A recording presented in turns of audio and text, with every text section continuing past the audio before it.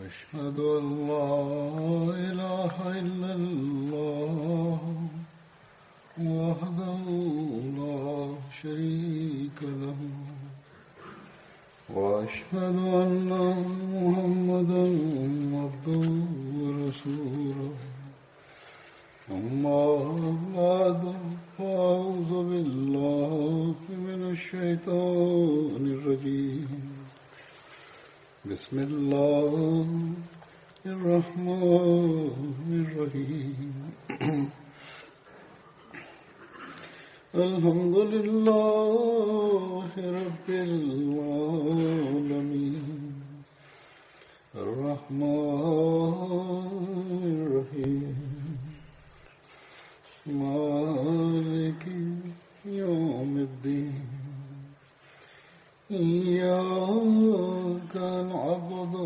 وإياك نستعين اهدنا الصراط المستقيم صراط الذين أنعمت عليهم غير المغضوب عليهم ولا الضالين. در صحابه متعلق چې کوم د خطباتو سلسله حضور فرمایي چې ما شروع کړې وه، نو د هغې باره کې چې کومه تېره خطبه ما ورکړې هغه په جرمني کې وه. په هغې کې د حضرت عبدالله بن ابی بن سلول ذکر روان و، او په دغه لړ کې د حضرت عبدالله د پلار د عبدالله بن ابی بن سلول ذکر چې چېرته ما کړی و، نو هغه د جنګ احد په حواله شوی و چې کله رسول کریم صلی الله علیه وسلم د هلکانو خبرو منله او د مدینې نه بهر هغوی د دشمن د مقابلې لپاره فیصله وکړه. نو عبدالله بن ابی مخکې خو هغوی سره روان شوی و او خپلو ملګرو سره، خو د احد د غر په لمن کې چې هغوی ورسېده، نو سره د خپلو 300 ملګرو هغه غداري ظاهره کړه او واپس د مدینې طرف ته روان شو. دا ویل چې محمد رسول الله صلی الله علیه وسلم زما خبره ونه منله او مدینې کې د دشمن دفاع ونه کړه، په مدینې کې په ایسارېدو چې کوم وخته، او دا یې چې دا جنګ لاسینه جنګ دی، دا خو داسې دی چې ځان په خپله د مرګ له ورکولو خبره ده. او هغه دا وی چې زه ځان دغه مرګ ته نشم جوړولی. نو بهرحال دغه په زړه کې شروع نه نفاق و، منافقت و او منافق بزدلی وي، او دا بزدلي دغه دلته ظاهره شوې وه. بهرحال هغه چې خپلو ملګرو سره لاړو، نو د مسلمانانو شمېر صرف 200 پاتې شو، او د نه باوجود چې کله جنګ شروع شو، نو په مسلمانان پکې د مسلمانانو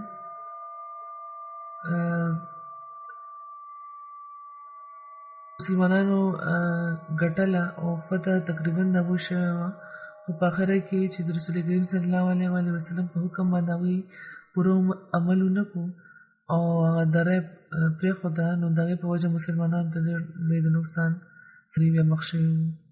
او دغه صورتحال نه پس د عبدالله بن سلول چې کومه رویه وه هغه څنګه وه، او څنګه هغه د رسول کریم صلی الله علیه وسلم او د مسلمانانو باره کې تکلیف ورکوونکې او د استهزا خبرې شروع، د هغې څه تفصیل ضروري چې زه اوس بیانوم. په دې کې د حضرت عبدالله د اسلام او د رسول کریم صلی الله علیه وسلم سره مینه هم ظاهرېږي، او دا هم ثابتېږي چې هغې لپاره د خپل پلار خلاف هم که څه قدم پورته کولو، نو هغې کې څه یو خبره مایي کې څه خنډ نشي جوړېدی، که هغه د اسلام د عزت او د رسول کریم صلی الله علیه وسلم په عزت باندې حملې کولې. او دې باره کې سیرت خاتم النبی کې چې کوم ذکر دی د شروع چې څنګه هغه دغه خلکو ټوکې شروع کړې. حضرت مرزا بشیر احمد صاحب لیکي چې د احد د غزا نه پس د مدینې یهودیان او مشرکان او منافقان د مدینې یهودیان او منافقان چې د بدر د جنگ په نتیجه کې مروب شوي وو هغوی اوس نر شو بلکې عبدالله بن ابی او د ملګرو خو ښه په جر باندې ټوکې کول شروع کړي او پیغورونه ورکول شروع کړه خو رسول کریم صلی الله علیه وسلم به دوی نه صرف نظر فرمایلو او په ځای د دې چې دغه نرمه په سلوک دوی څه کچه شوی وي دی خلک په بې شرمۍ کې او په بدو خبرو کې دی نورم زیات شو د رئیس المنافقین چې کوم دی د عبدالله بن ابی د دې د پوچې خولۍ او د دې د زوی د حضرت عبدالله د رسول کریم صلی الله علیه وسلم سره د مینې او د هغوی سره د فدایت چې کوم اظهار و د دې اظهار د دغه واقع کېږي چې په 15 هجري کال کې د بنو مصطلق خزانه په واپسۍ رسول کریم صلی الله علیه وسلم یو څو ورځې پورې په مریسی کې قیام فرمایلی و دا د بنو مصطلق د اوبو د یو چینې نامه ده خو د دغه قیام دوران د منافقینو له طرفه یوه داسې ناګواره واقعه مخې ته راغله چې د هغې په وجه جوختو چې په کمزورو مسلمانانو کې د برخه جنګیت ته رسېدلی وې خو رسول کریم صلی الله علیه وسلم د هغې موقع شناسي او د هغوی د مقناطیسي اثر د دغې فتنې د خطرناکو نتایجو نه مسلمانان بچ کړل داسې ده چې د حضرت عمر یو خدمتګار و جاجا نامه یې وه او هغه د مریسی چې کومه مقامي چینه ده هلته د اوبو اخیستو لپاره تللی و او فاق داسې چې هغه وخت یو بل تن سنان نومې هم د انصارو د حلیفو نه هلته اوبو اخیستو لپاره رسېدلی و دا دواړه جاهلان وو او عامیانو کې شامل وو او په چینه باندې دا دواړه یو بل سره په جنګ شو او ججا سنان باندې یو ګزار وکړو هغه یې ووهلو او دې نه پس ته سنان په زور شور کول شروع کړو چغې والې شروع کړې چې یا د انصارو ډلې زما مدد ته راورسېږئ زه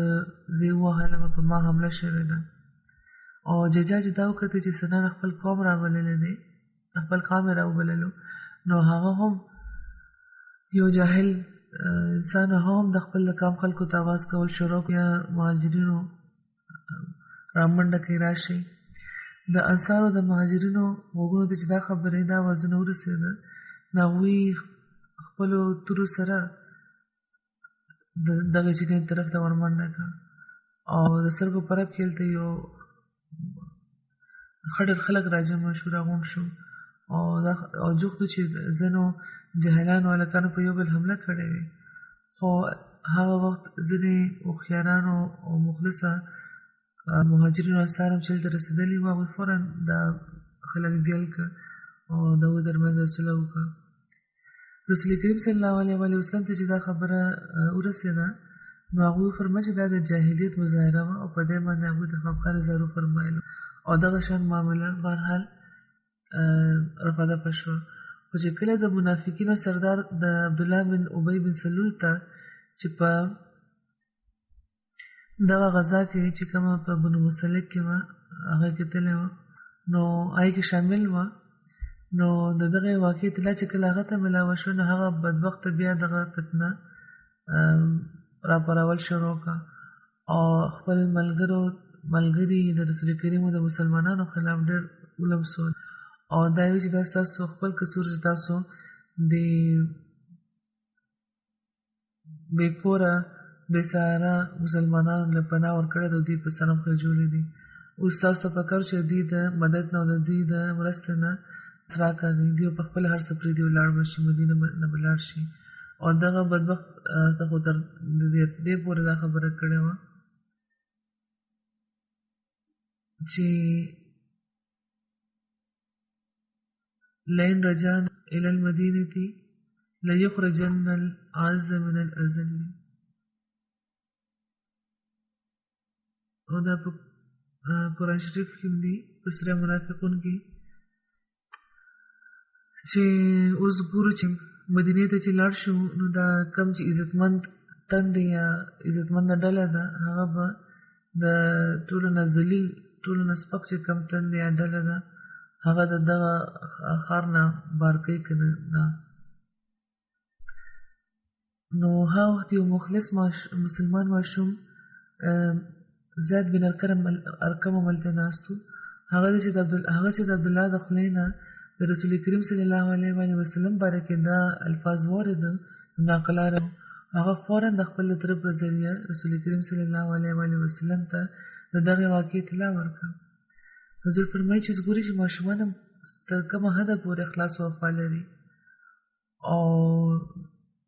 خبرداره به واوي او په دې به پوهېدي چې کومه خبره سمه ده او کومه غلطه ده. بهرحال هغه خپل تره له اطلاع ورکړه او هغه وخت رسول کریم صلی الله علیه وسلم سره حضرت عمر هم ناست و. هغوی چې دا الفاظ واردل د غصې او د غیرت نه ډک شو او رسول کریم صلی الله علیه وسلم ته عرض وکړو چې یا رسول الله مله اجازت راکړئ چې زه د دغه منافق د فتنه پرداز مری ولوزم مری پرې کړم. نو هغوی ورته وفرمیل چې عمر پرېږده آیا ته دا خبره خوښوې خلکو کې دا خبره مشهوره شي چې محمد صلی الله علیه وسلم خپل ملګري وژني. بیا هغوی عبدالله بن ابی او د هغه ملګري راوبلل او هغوی نه تپوس وکړو چې دا څه معامله ده دا خبره ما اورېدلې ده او ټولو قسمونه وکړل چې ما خو داسې خبره اډه کړې نه ده او ځینو انصارو هم د سفارش په طریقه دا عرض وکړو چې کېدای شي چې زید بن ارقم غلط شوي وي دا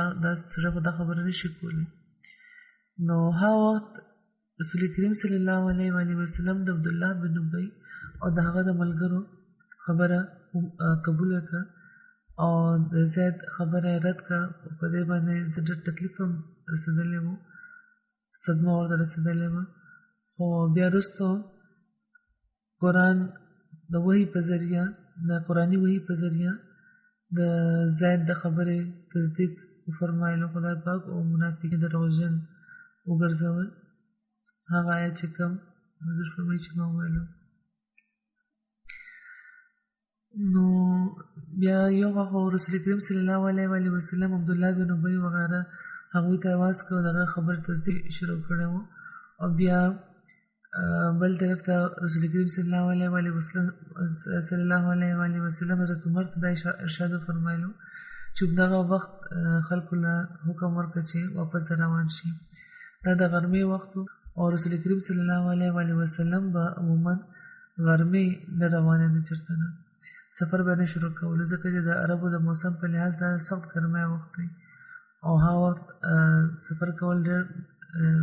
تکلیف ورکوونکی وي. رسول کریم صلی الله علیه وسلم د هغه وخت د حالاتو مطابق عمده مناسب وګڼل چې اوس د دې ځای نه روان شي او بیا د هغوی د حکم د لاندې فوراً اسلامي لښکر د واپسه لپاره تیار شو. غالبا په دغه موقع سید بن حذیر انصاري چې د اوس د قبیلې یو ډېر نامتو رئیس و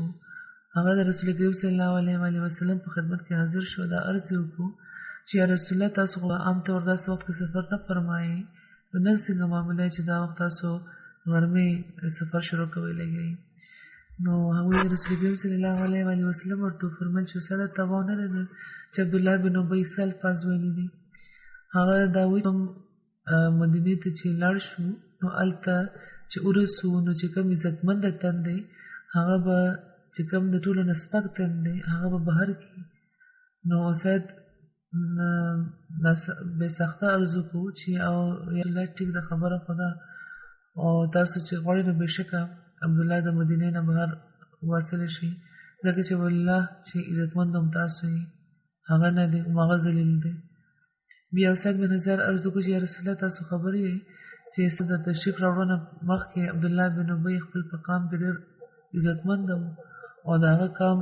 دا اراده کوله دا تجویز و دغه د قام چې دا د خپل باچا کې او دې کې به تاسو تشریف راوړو او د هغې ټول کوششونه په خاورو کې ومږلی شو. نو په دغه وجه دغه په زړه کې ستاسو باره کې حسد ناست دی. نو ځکه تاسو دغه د بکواس هېڅ پروا مه کوئ او هغه معاف کړئ. او په لږ ساعت کې بیا د عبدالله بن ابی زوی چې نامه یې حباب وه، خو رسول کریم صلی الله علیه وسلم دغه نامه بدله کړې وه، عبدالله یې ایښې وه. همدا حضرت عبدالله چې د چا ذکر روان دی. هغوی یو ډېر مخلص صحابي وو. هغوی ناکلارۍ کې رسول کریم صلی الله علیه وسلم په خدمت کې حاضر شو. دی وویل چې یا رسول الله، ما اورېدلي چې تاسو زما د پلار د ګستاخۍ او د فتنه انګیزۍ په وجه د هغه د قتل حکم ورکول غواړئ. که ستاسو همدا فیصله ده نو ما ته حکم وفرمایي، زه به اوس خپل پلار سر پرې کړم او ستاسو قدمونو ته به یې راوړم. خو تاسو بل چا ته داسې حکم ورنه کړئ، ځکه چې زه وېرېږم چې د جاهلیت څه رګ زما په بدن کې جوړ شوی نه وي او زه څه وخت خپل پلار قاتل له څه نقصان ورنه کړم. او باور دې چې د خدای رضا غواړم، بیا به هم زه په جهنم کې پرېوځم. نه غواړم خدای چې خدای پاک راضي کړم، پس نه چې یو مسلمان ووژنم او جهنم ته لاړ شم. نو هغوی ورته تسلي ورکړه. دا یې ورته وفرمایل چې زموږ بیخي دا اراده نه ده، بلکې بهرحال ستا د پلار سره د نرمۍ او د احسان معامله به کوو. خو عبدالله بن ابی د خپل پلار خلاف دومره جوش لرلو چې کله د اسلام لښکر د مدینې طرف ته واپس شو، نو عبدالله د خپل پلار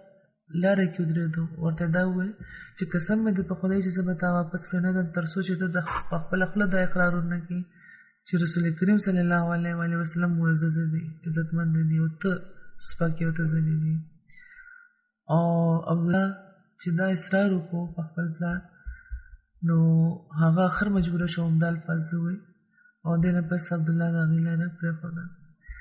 په ابن سعد کې دا واقع په دغه الفاظو کې بیان شوې ده چې کله رسول کریم صلی الله علیه وسلم صحابهو ته د کوچ حکم ورکړو، د واپسۍ حکم ورکړو، نو عبدالله بن ابی زوی حضرت عبدالله د خپل پلار لاره ونیوه، لارې کې ورته ودرېدو او د اوښ راکوز شو. خپل پلار ته دا ووایي چې تر څو چې تا دا اقرار ونه کړو چې ته ذلیل ترین یې او محمد صلی الله علیه وسلم عزیز ترین معزز ټولو نه عزتمند دی، نو تر هغې به زه تا نه پرېږدم. او رسول کریم صلی الله علیه وسلم چې د هغې د خوا نه تېر شو، نو هغې ورته وفرمیل چې دا پرېږده. او رسول کریم صلی الله علیه وسلم چې دا کتلي وو او دا یې وایي چې زما د عمر قسم دی چې موږ به د سره ښه سلوک کوو تر څو چې دا زموږ تر منځ ژوندی دی. په طبقات الکبرا کې دا لیکلي دي. دې نه علاوه دا ذکر میلاویږي چې د حضرت عبدالله پلار عبدالله بن ابی دا ویلي وو چې لیخرجن العز منها الازل، یعنی چې کوم عزتمنده تن یا ډله ده هغه به چې کوم ذلیل تن یا ذلیله ډله ده هغه به د خپل ښار نه بهر وباسي. نو حضرت عبدالله رسول کریم صلی الله علیه وسلم ته دا عرض وکړو چې یا رسول الله، هم هغه ذلیل دی هم تاسو عزیز دی. په خپل هغه ځای خپل پلار باره کې دا ویلي وو. بیا یو ناپاکه بهتان، یو تهمت چې د منافقینو له طرفه لګولی شوی وو، د افک واقعې سره د دې تعلق دی او د دې شروع کوونکي هم عبدالله بن ابی بن سلول وو. د بنو مصطلق غزا په واپسۍ باندې د افک واقع شوی وه او په دې کې د حضرت عایشې په ذات باندې ګنده الزامونه لګولی شوي وو او دا تهمت هم چې چا شروع کړی و هغه عبدالله بن ابی بن سلول وو. حضور فرمایي چې د افک د واقعې باره کې تېر کال په آخر کې ما یو خطبه ډېر په تفصیل بیان کړې وه، خو په دغه حواله به هم څه بیان کړم. د حضرت عایشې روایت هم دا دی چې پوره روایت خو نه، خو څه برخه بیانوم. هغوی فرمایي چې رسول کریم صلی الله علیه وسلم به چې کله چېرته په سفر باندې وتو اراده فرمایله، نو د خپلو د بیبیانو تر منځ به هغوی قره اچوله او چې چا قره به راوته نو بیا به هغه ځان سره بوتله. نو دغه سفر باندې چې زموږ تر منځ قره واچول شوه، نو زما په نامه راوته او زه هغوی سره تللی وم او هغه وخت د حجاب حکم نازل شوی و، د پردې حکم راغلی و نو زه په کجاوي کې به کېرولی شم او بیا به کجاوي سره به زه به کوزولم او یوه زلفمه چې بده کورسه شاندې وي پای کې کینی او پر ورباندې ځوړندې وي هغه په اوښ ایښودلی کېږي. نو موږ به همداسې سفر کولو چې کله رسول کریم صلی الله علیه وسلم دغه مهم نه فارغ شو او واپس راغلو موږ مدینې ته جوخت وو. نو شپه هغوی د کوچ د واپسۍ حکم وفرمایلو او چې خلکو د واپسۍ اعلان وکړو نو زه هم روانه شوم او د فوج نه مخکې راووتم. وایي د حاجت ضرورت و چې کله د حاجت نه فارغه شوم نو د کجاوې طرف ته راغلم او ما چې خپلې سینې ته لاس ولګولو نو ما وکتل چې یو د غمو امیل و د تورو غمو هغه پرېوته زما د غاړې نه. نو زه واپس شوم او خپل هغه امیل ټول شروع کړو. نو په دې کې هغه خلک چې زما اوښ تیارول هغوی راغلو زما کجاوه هغوی اوچته کړه او زما په اوښ یې کېښوده چې په کوم باندې وایي زه سولېدم هغوی داسې وګڼل لکه په دې کې ناست یم. بهرحال هغوی هغه اوښ اوچت کړو او روان شو. وایي چې ټول لښکر تېر شو او دې نه پس ما ته خپل هغه امیل میلاو شو چې کوم باندې ورک شوی و نو ما هغه اوچت کړو او بیا زه د خپلې هغې ډېرې طرف ته روانه شوم چېرته چې ځم. نو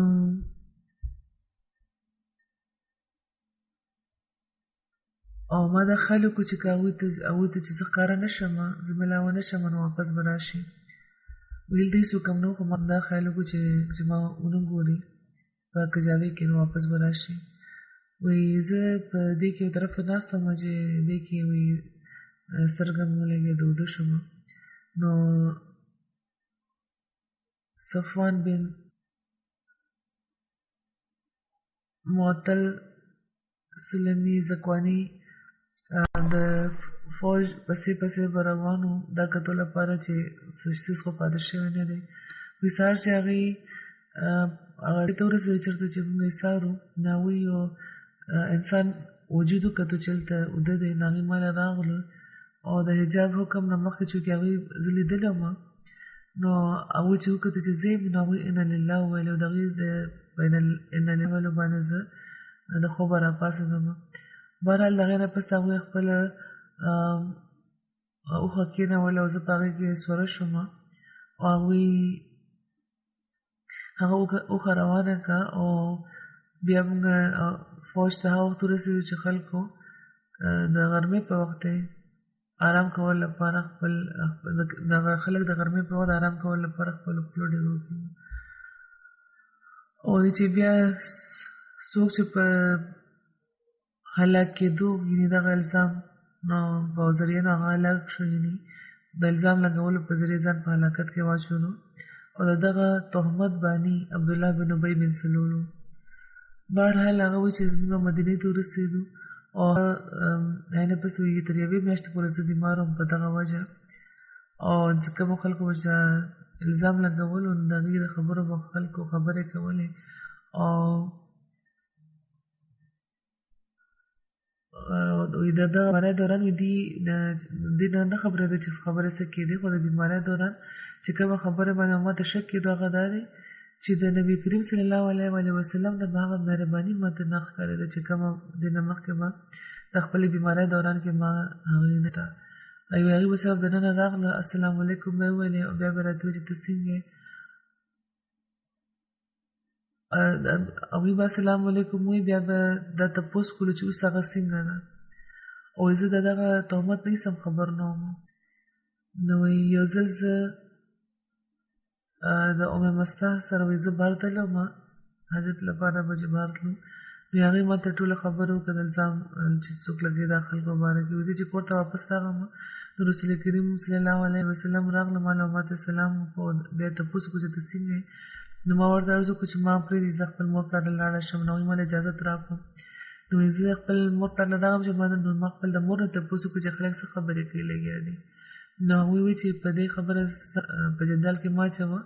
په اطمینان کې اوسه خلک خبرې کوي داسې نو ما وی چې سبحان الله خلک داسې خبرې کوي لګي نو ما هغه شپه چې تېره کړه نو تر سهاره پورې وي زما دا داسې مې تېره کړه چې تر سهاره زما اوښکې نه وې او ما له خوب هم نه راتله کله زه خبر شوم چې دا الزام په ما لګېدلی دی نو بهرحال د دې خبرې کېدې او ځینو صحابه رسول کریم له دا مشوره ورکړه ځینو صحابه سره هم رسول کریم صلی الله علیه وسلم مشوره وکړه او یو ځل چې رسول کریم صلی الله علیه وسلم د بریرې نه چې د داشر خدمتګاره وه ذاتي خدمت لپاره هغې راوغوښته او دا یې ترې تپوس وکړه چې تا په دې کې څه داسې خبره لیدلې په شک کې واچوي نو بریرې ورته وویل چې بیخي نه هېڅ داسې خبره پکې ما نه ده لیدلې او د قسم مې د هغه ذات چې تاسو سره د حق رالیږلي یې چې ما په تاشې کې د دې نه زیاته بله څه خبره نه ده لیدلې چې زه هغه معیوبه وګڼم دې ټوله نه لفظونه چې کومه په هغې کې د هغه دا ده چې هغه کمومره ده او خوب ورله زیات ورځي او ځینې وخت هغوی وړه پرېږدي اوده شي او کور ته چې لی راشي هغه ته نه وخوري یعنې بس بې احتیاط پکې او ډېره زیات پکې څه نشته یعنې خوب ورله زیات ورځي نو دا خبره چې رسول کریم صلی الله علیه وسلم واورېده نو صحابه یې مخاطب کړه او دا یې ورته وفرمایل د عبدالله بن ابی سلول داسې تن به څوک سنبالوي چا چې زما د ښځې باره کې مانه تکلیف راکړی دی او زه د خدای قسم خورم چې زه په خپلې ښځې کې د ښېګړې نه علاوه بل څه خبره وي ما ته معلومه نه ده او دې خلکو د داسې ذکر کړی دی چې ځان پرې لګولی دی چې د هغې باره کې هم د ښېګړې نه علاوه ما ته بل څه معلومه نه دي او هغه چې کله به زما خلکو لره کور ته راغلی دی نو ما سره به راتلو چې دوی یوازې نه دی راغلی بهرحال مختصر دا چې حضرت عایشه فرمایي چې یو ورځ رسول کریم صلی الله علیه وسلم ما له راغلو ما نه هم نیغ په نیغه دې باره کې تپوس وکړ نو ما ورته وویل چې قسم مې دی په خدای چې ما ته معلومه شوې ده چې تاسو هغه خبره اورېدلې ده چې خلک یې یو بل سره تذکره کوي لګیا دي او په ما باندې الزام لګوي لګیا دي او که زه تاسو ته دا ووایم چې زه بري یم او ما هېڅ داسې کار نه دی کړی داسې خبره نه ده کړې نو خدای خبر دی چې زه په حقیقت کې بري یم خو تاسو ما رښتونې نه ګڼئ او که زه ستاسو سره د څه خبرې اقرار وکړم حالانکې خدای پاک خبر دی چې زه بري یم او هېڅ خو داسې خبره ما نه ده کړې نو تاسو به زما هغه اقرار په وجه به ما رښتونې وګڼئ ځکه چې خلکو کې دومره مشهوره ده خبره هر یو کال شوی دی او ځینې صحابه هم د هغې هم داسې خبرې کوي لګیا دي نو بیا وایي چې ما ورته وویل چې قسم مې در په خدای چې زه ستاسو د خپل بل یو مثال هم ما ته نه ښکاري سوای د یوسف د پلار او هغوی هم دا ویلي چې فصبر جمیل والله المستعان علی ما تصفون چې صبر کول ښه دي او خدای پاک نه مدد غوښتل پکار دي په هغه خبره کې چې کوم تاسو خلک کوئ لګیا یې د سوره یوسف کې دی دا دې نه پس زه یو طرف ته شوم او خپل کټ ته راغلم او دا مې کوله چې خدای پاک به ما بري کړي ضرور او رسول کریم صلی الله علیه وسلم ته به ضرور وایي چې زه دغه الزام نه بري یم حضرت عایشه فرمایي چې دې نه پس ته لا موږ د خپل د ناستې د ځای نه لرې شوي نه وو او هغوی خپل اهل بیت سره وو او حضرت ابوبکر هم وو او حضرت عایشې مور هم وه دواړه وو چې کله دا خبره کړې وه حضرت عایشې رسول صلی الله علیه وسلم ته او دې نه پس دا کور والا او دا ټول ملته موجود وو څوک بهر نه وتلي نو په دې کې رسول کریم صلی الله علیه وسلم باندې وحی نازله شوه او چې کله به وحی نه هغوی ته به سخت تکلیف کېدو هغوی به د خولو نه ډک شو د هغوی بدن به د خولو نه ډک شو نو چې د وحی حالت چې کله د رسول کریم صلی الله علیه وسلم نه ختم شو نو هغوی مسکي وو او لومبۍ خبره چې کوم هغوی فرمایلې وه هغه دا وه چې عایشې د خدای شکر وکړه چې خدای پاک ته بري کړي نو زما مور ما ته وویل چې پاس رسول کریم صلی الله علیه وسلم له ورشه نو ما ورته وویل چې قسم په خدای بیخي به نه ځم زه به د هغوی شکرې نه کوم زه به هغوی له نه ځم او زه به د خدای پاک نه بغیر بل له شکر نه کوم خدای پاک دا وحی کړې وه چې ان الذین جاءوا بالافک عصبة منکم چې هغه خلکو چا چې د بهتان لګولې دی هغه هم تاسو کې یوه ډله ده او د دغو خبرو نه باوجود بهرحال دا بریت وشو او رسول کریم صلی الله علیه وسلم اعلان وکړو چې په قرآن کې خدای پاک آیت نازل کړی دی او بلکې حضرت عایشې به فرمایل چې ما ته به دا خیال و چې رسول کریم صلی الله علیه وسلم ته به خدای په خوب کې یوه بل رنګ کې به ووایي خو دا ما ته بالکل امید نه وه چې د قرآن آیت به دې باره کې نازلېږي نو دا معامله ختمه شوه او دا الزامونه لګېده او مختلف حرکتونه کېده خو د ټولو خبرو نه باوجود د دغه رئیس المنافقین سره رسول کریم صلی الله علیه وسلم چې رحمت للعالمین و د هغوی سلوک څه و د حضرت عبدالله د پلار چې وفات شو یعنې عبدالله بن ابی نو حضرت عبدالله د رسول کریم صلی الله علیه وسلم په خدمت کې د خپل پلار د جنازې لپاره خواست وکړو او همدغه شان هغوی دا خواست هم کړی و چې خپل کمیز د هغه لپاره راکړي همدغه شان هغوی یو خواست دا هم کړی و چې تاسو خپل کمیز راکړئ چې د کفن په طور باندې خپل پلار لپاره استعمال کړی شم او دغه شان کېدای شي زما د پلار لپاره څه تخفیف وشي نو رسول کریم صلی الله علیه وسلم هغوی له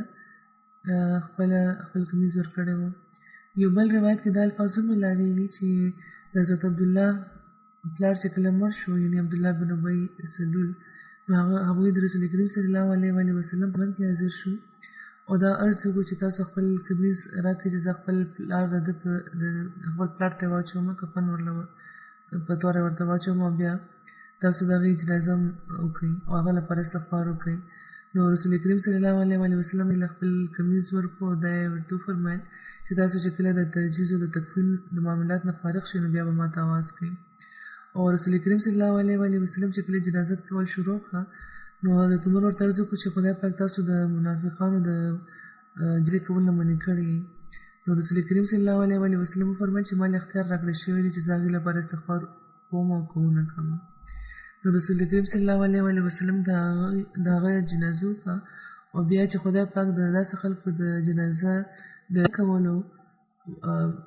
بیخي ممانعت وفرمایلو نو رسول کریم صلی الله علیه وسلم بیا د منافقانو جنازه کول بیا پرېښوده او دا هم روایت دی چې کله چې هغه په قبر کې واچولی شو نو رسول کریم صلی الله علیه وسلم ورسېد هغه یې راوباسلو په خپلو خپو یې د هغه سر کېښودو او خپل توکان د هغې په خوله کې ولګولو بیا د په کمیز خپل هغه له ورکړو یو روایت دا دی چې جابر بن عبدالله بیانوي چې کله د بدر جنګ شو او د کافرانو قیدیان راوستی شو او عباس هم راوستی شو نو په هغې باندې څه کپړه نه وه نو نبي کریم صلی الله علیه وسلم بیا چې د هغې لپاره کورته لټوله نو د عبدالله بن ابی کورته په هغې ټیک راغلی وه نو رسول کریم صلی الله علیه وسلم هغه هغې ته راوسته وه او په دغه وجه نبي کریم صلی الله علیه وسلم عبدالله بن ابی له د هغه د مرګ نه پس خپله کورته خپل کمیز ورکړه چې هغه ورته واچولی شي ابن عینیه وایي چې رسول کریم صلی الله علیه وسلم سره هغه دا نیک سلوک کړی و نو نبي کریم صلی الله علیه وسلم دا وغوښته چې هغه سره د نیک سلوک وکړي خو داسې مستند روایت د صحیح بخاري په حواله هم ده خو دومره صحیح حضور فرمایي چې نه ښکاري رسول کریم صلی الله علیه وسلم رحمت للعالمین و صرف د دغه سلوک په وجه د دې نه خو د ځینو په نظر کې دا مسلمان هم نو د بدر په جنګ کې او که بالفرض کمیز یې ورکړی مو نو دغه دوران رسول کریم صلی الله علیه وسلم بې شمېره په هغه باندې احسانات کړي وو نو بهرحال دا خبره صرف نشي ثابتېدی دا د شفقت سلوک و حضور فرمایي زما په خیال د حضرت عبدالله په وجه رسول کریم صلی الله علیه وسلم کړی و چې د دې زوی په هره معامله کې اسلام لپاره غیرت ښودلی و او خپل ایمان یې بچ کړی و او په خپل پلان هم سختي کړی و نو ځکه د هغې د دلدارۍ لپاره د هغې د خواهش په وجه حضور رسول کریم صلی الله علیه وسلم خپل کمیز ورکړی و حضرت عمر بن خطاب فرمایي چې کله چې عبدالله بن ابی بن سلول مړ شو نو رسول صلی الله علیه وسلم ته خواست وکړی شو چې د هغې جنازه وکړي. دا روایت برای راست حضرت عمر بیان کړی دی. رسول کریم صلی الله علیه وسلم ودرېده، نو زه هغې طرف ته لاړم او هغوی ته وویل چې یا رسول الله، تاسو به د ابن عمر جنازه کوئ؟ هغه په فلاني ورځ باندې دا خبره کړې وه، په فلاني ورځ دا خبره کړې وه. خبرې ورته شمیرل شروع کړي. نو ما د هغې خلاف خبرې شمیرل شروع کړي. نو رسول کریم صلی الله علیه وسلم مسکی شو، دا یې وفرمیل چې عمره لرې شه. او چې ما اصرار وکړو، نو هغوی وفرمیل چې ما له اختیار راکړی شوی دی، نو ما هغه اختیار مې استعمال کړو. که زه دې نه خبر یم چې که زه اویا ځله دې لپاره اویا نه زیات ځل دې لپاره استغفار وکړم، نو دا به وبخښلی شي، دې نه زیات ځله دې لپاره کوم. نو حضرت عمر وایي چې کله رسول کریم صلی الله علیه وسلم بیا واپس راغی، لږ څه تېر شوی چې دا سوره برا یعنې د سوره توبه دا 2 آیتونه نازل شو. ولا تصل على أحد مات أبدا ولا تقم على قبره إنهم كفروا بالله ورسوله وماتوا وهم فاسقون. یعنې که دې کې که څوک مړ شي، نو ته به د دې جنازه نه کوې او نه به د دې په قبر ودرېږې، ځکه چې هغوی د خدای او د هغه د رسول انکار کړی دی او په داسې حال مړ شوي دي چې هغې بد عهده وو. حضرت عمر فرمایي چې دې نه پس ما به په خپل په جسارت باندې به زه حیرانېدم چې ما دا جرأت څنګه کړی و د رسول کریم صلی الله علیه وسلم مخه ته د خبره کولو، چې کوم هغه ورځ رسول کریم صلی الله علیه وسلم مخ ودلی و. وایي خدای او د هغه رسول خو خبر دی. د حضرت عبدالله په ذکر کې دا واقع اوس ختمه شو. اوس به د آینده صحابهو ذکر کېږي چې کوم واقع دي. حضور فرمایي چې دا به زه یو څو وفات یافتګانو ذکر کوم او د جمعې د لمونځ نه پس د دې نماز جنازه هم کوم. دې کې کوم لومړی ذکر دی هغه دی د مکرمې احمدالحفیظ صاحبې چې د مکرم مولانا محمد عمر صاحب کیرالا انډیا اهلیه وو. په 20 اکتوبر دی وفات شوي دي د 72 کالو په عمر کې. انا لله و انا الیه راجعون. په کال 1940 کې دوی په کیرالا کې پیدا شوي وو. د دوی په خاندان کې احمدي د دوی د غور نیکه په ذریعه راغلی و چې د کیرالې په ابتدایي احمدیانو کې وو. دوی ته په چنۍ کې د سیکرټري مال په کیرالې کې یوې ډېرې اوږدې مودې پورې د صدر لجنه په طور د خدمت توفیق ترلاسه شوی دی. د قرآن او د تهجد په ادایي کې ډېر باقاعده وو. لجنه او ناصراتو ته به هم دوی قرآن ښودلو. ټول فرض او نفلي روژې به دوی نیولې او د خپل د ژوند اخره پورې دوی د مولانا محمد عمر صاحب ډېر خدمت کړی وو. ډېر مهمان نواز او د خدمت خلق د جذبې نه ډکه ډېره نیکه ښځه وه. د خلافت سره ژور عقیدت لرلو. میشن هاوس ته به چېرته دوی وو او میشن هاوس ته به چې کوم خلک راتلل هغې سره ډېر د اخلاص تعلق و. ډېر په اخلاص به د هغوی خدمت کولو. وفات نه مخکې دوی ته 3 ځله هارټ اټیک شوی و او درېیم ځل چې کله دوی ته هارټ اټیک شوی نو دوی مولوي عمر صاحب ته دوی ویلي وو چې زما د وفات وخت جوخت شوی دی او دې نه پس دوی چې زما سلام به ټولو ته ورسوئ. بیا پوښتې ته واس کې دوی الله اکبر 3 ځله وویلې او شرمېدې د خدای پاک مخې ته حاضر شو. دوی موسي وو. په غم ځپلو کې 4 لوڼه شامل دي. دوی د منور احمد صاحب ناصر خواښې وو چې کوم د پرایویټ سیکرټري دفتر دی. د تامل ډاک په سلسله کې به دوی د والنټیر په طور د خدمت کار کولو. دوی د خدمت کار کوي لګیا دي. منور احمد ناصر صاحب. مکرم مولوي محمد عمر صاحب لیکي چې زما وړومبی تقرري په کال 1961 کې چې کله ما د مولوي فاضل امتحان پاس کړی و، نو وړومبی تقرري زما د معلم نه پس مدرسة الاحمدیه کې شوی و د تدریس لپاره، او چې بیا کله حیدرآباد کې شوی و نو هغه دوران هم یوه حادثه هلته پېښه شوې وه. په کال 1968 کې په حیدرآباد کې د سخت باران نه پس چې کوم جوبلي هال دی د هغې په لومړي منځ باندې د مونځ هال او دفترونه جوړ شوي دي او د دوی 2 منزل د لجنه مایله سره مخصوص و او 3 منزل مشن هاوس و. نو د هغه حال ډېره برخه د هغه باران په وجه داسې برابرۍ وته او یا وزل ته موجود نه وم. او چې کله زه غرمې مشن هاوس ته ورسېدم نو چې دا مې ولید نو حیران شوم چې ټول عمارت را پرېوتی نو صرف یو وړوکی شان ګوټ دی چې هغه هلته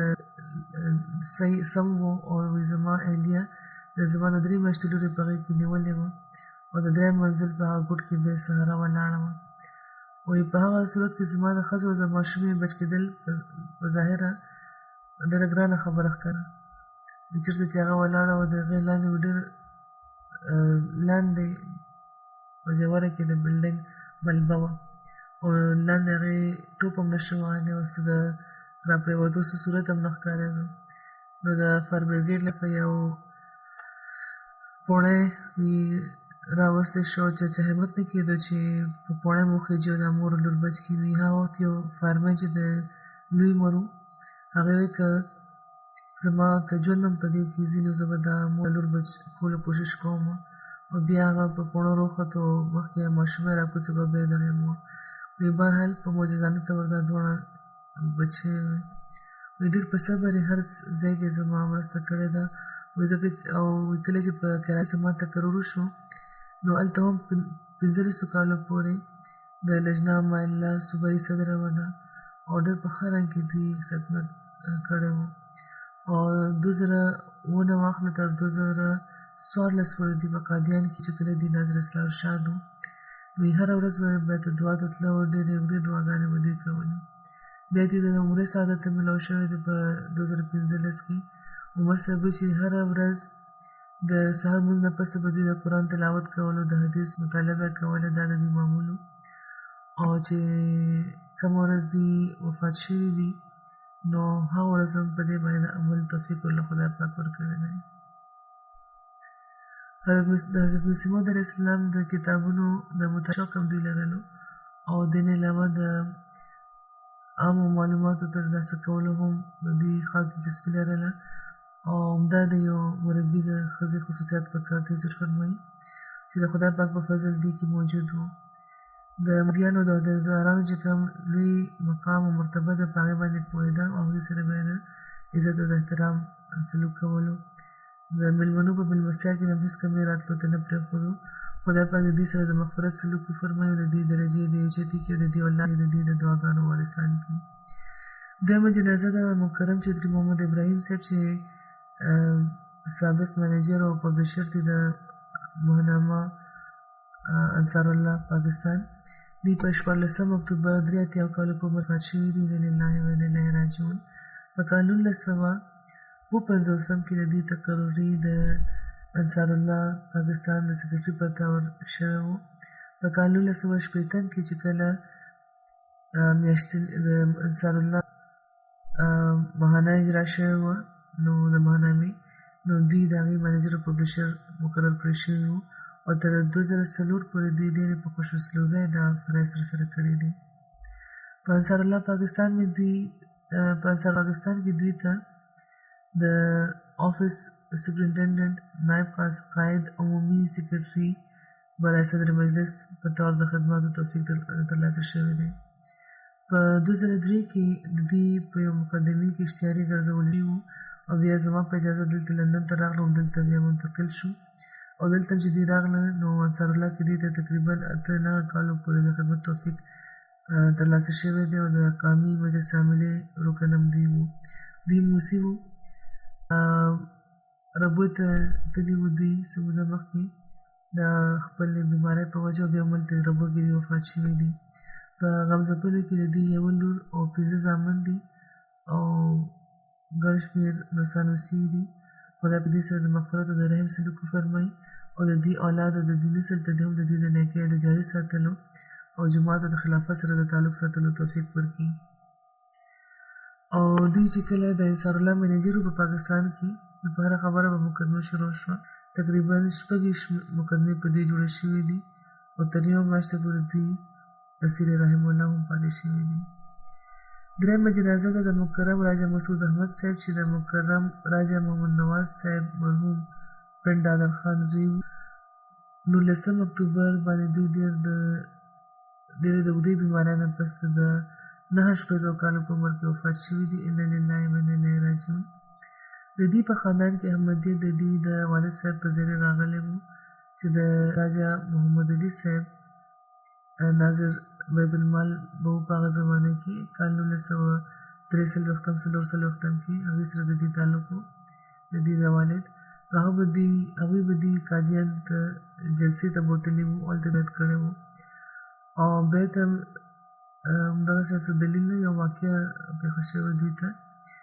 چې حضرت مسلم موعود رضی الله تعالی عنه جلسې کې تقریر فرمایلو نو دغه دوران ما وکتل چې یو هلک دی ښکلی چې یو خیرن خجل ماشوم یې په هغې کې نیولی دی او را روان دی او چې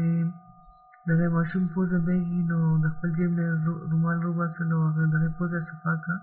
او شاته ولاړو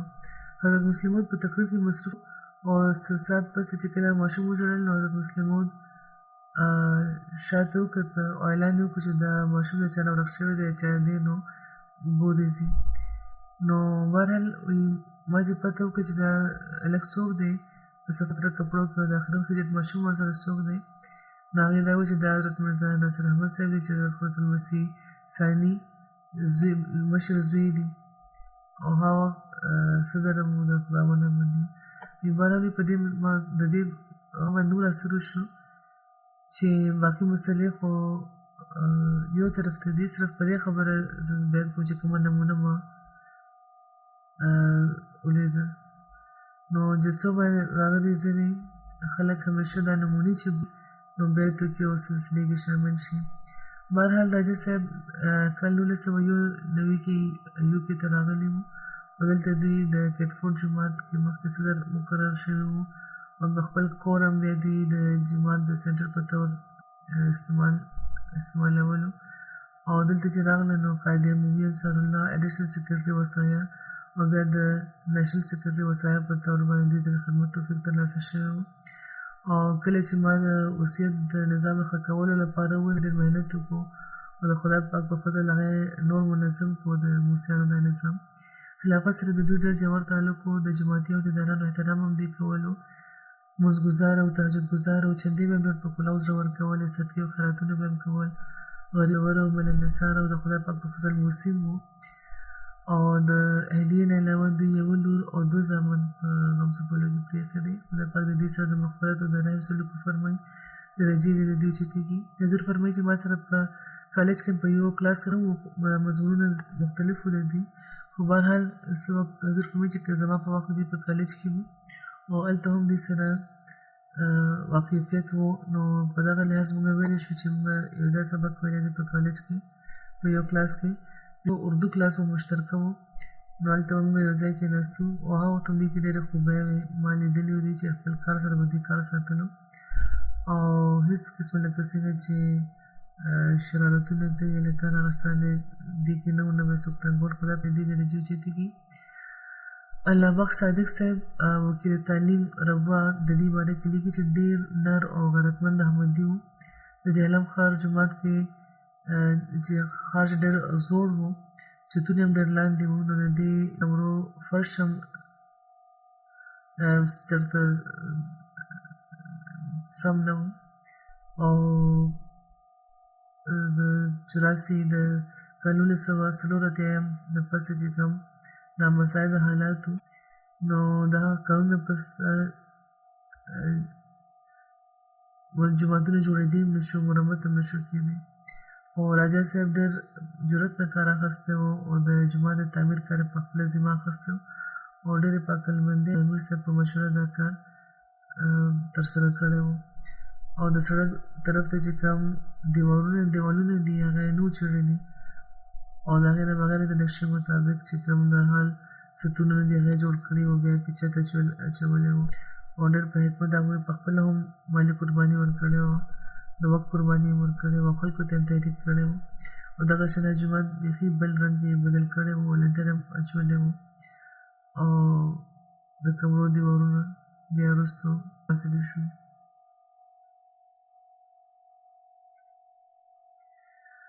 اوس بیا د خدای پاک په فضل لاندې دوه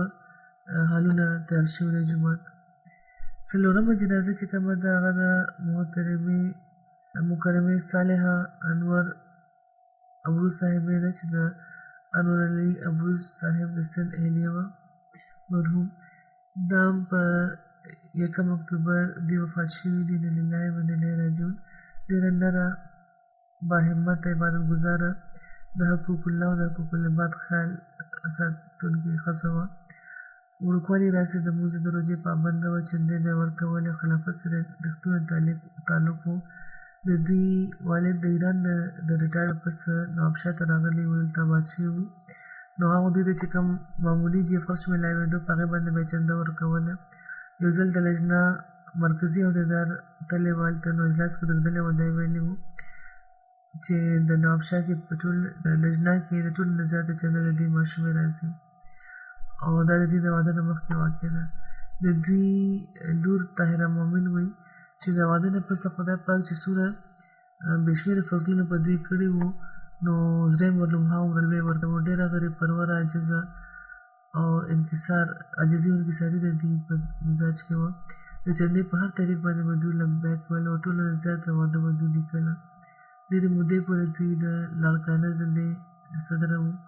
او چې کله هم دوی کولې د چندې تحریک به یې کولو، نو ښه رد عمل به راتلو، ځکه چې دوی خپله نمونه نه یې کوله. ډېره نره او غیرتمنده وه. د هغه وخت د سند هغه وخت چې کوم غیر تهذیب یافته ماحول و، او رسمونو د بدعتونو نه ډېر لرې دي پاتې شوي. چې دلته چې واده شو، نو د سندي خاندانو او یو سماجي ژوند هغوی دلته تېر کړی دی. هر چا سره تعلق هم ساتلی دی، د زړه نه یې ساتلی دی، او خپلوالۍ هم په ډېر په ښه رنګ کې پوره کړې دي. چې کوم د دوی اصغرګان وه، د هغې سره هم کوم خپلوالي وه، هغه هم په ښه رنګ کې پوره کړې ده. د دوی لور لیکي چې د لجنه ممبرات چې چېرته پاتې شوي دي، هغې دوی پاتې شوي دي هلته دوی ډېر یادوي. وایي کله هم چې موږ ته څه پریشاني وه، نو دوی ته به مو ویل، او مخکې به دوی موږ ته کوه د دعا تاکید به یې کولو، او بیا به په خپله ډېرې دعاګانې کولې موږ لپاره. ډېر ښه تعلق یې ټولو سره ساتلو، ډېره سوشل وه. چېرته به هم چې تله، کومې حلقې کې هم چې دوی تله، خپل زړه به یې هلته ولګولو، او خپل د احبابو حلقه به یې راکړه. خدای پاک دی د دوی په ماشومانو کې د هم اخلاص او وفا پیدا کړي. دوی سره د مغفرت او د رحم سلوک وفرمایي، او ماشومان دې هم د خلافت سره او جماعت سره د همداسې تړلې پاتې شي، قربانۍ کوونکي دي لکه څنګه چې دوی پخپله کولې. خدای پاک دې د دوی دعاګانې هم د دوی د ماشومانو په هکله قبولې کړي. د دوی 2 زامن دي او 2 لوڼې دي، او د لمونځونو نه پس حضور فرمایي لکه څنګه چې ما وویل چې د دوی د جنازې لمونځ به غایبانه کوو.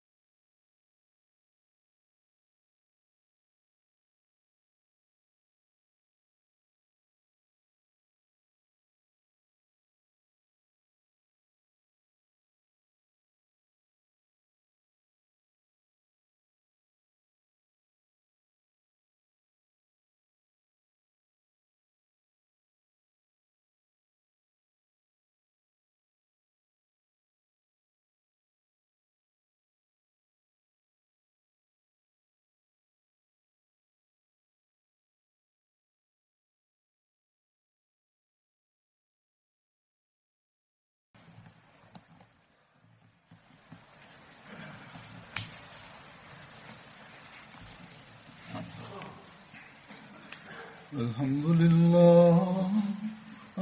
لله نحمده ونستعينه ونستغفره